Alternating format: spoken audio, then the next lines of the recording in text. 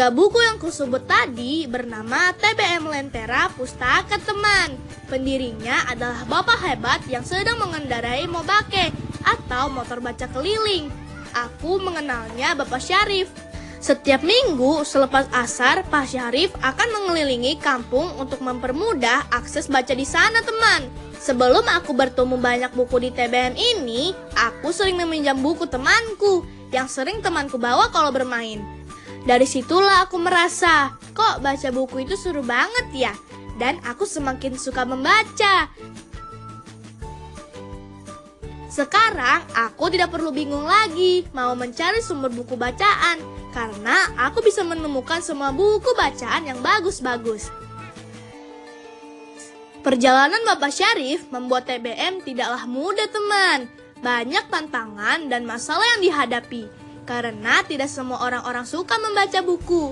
Jadi ada saja yang memandang sebelah mata perjuangan Bapak Syarif untuk mengubah kebiasaan anak-anak di sekitar kampung di kaki Gunung Salak ini, teman.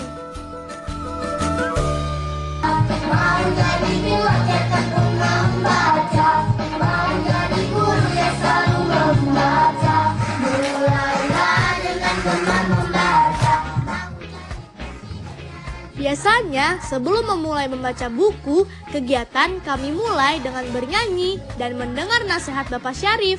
Setelahnya, kami dibiasakan untuk membaca nyaring dengan bersuara atau read loud. Pak Jambi, bagaimana dengan Mama dan tanggal ulang tahun ini? Dia lahir tanggal 24 Februari 1955. Sebenarnya bukan cuma aku yang mulai suka membaca buku. Teman-temanku yang datang ke sini juga sudah mulai suka membaca buku, mulai dari usia PAUD atau adik-adik di bawah umur 5 tahun. Ada juga kakak-kakak pembaca yang lebih besar dariku, yang juga rajin datang setiap ada jadwal baca di TBM Lentera Pustaka, teman. Kalau ibu-ibu yang mengantar anaknya membaca di TBM, mau tidak mau juga jadi ikutan membaca, teman. Mamaku juga sering membaca buku, biasanya buku cerita anak-anak atau novel. Lucu juga ya ibu-ibu suka membaca, hehehe. Walau banyak yang bilang baca buku itu membosankan, buatku sama sekali tidak, teman. Malah aku bisa berlama-lama membaca buku di TBM ini. Mungkin karena aku merasa buku itu sebagai jendela duniaku, yang mana aku bisa melihat dunia tanpa melakukan perjalanan. Kedua orang tuaku tidak punya banyak uang untuk mengajakku keliling Indonesia, bahkan dunia.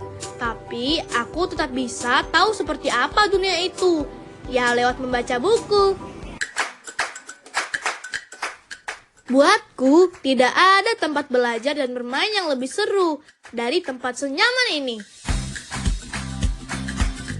Mengenal dunia hanya lewat lembaran kertas tercetak, membuatku mengerti kalau ilmu itu bisa dikejar dengan cara sederhana.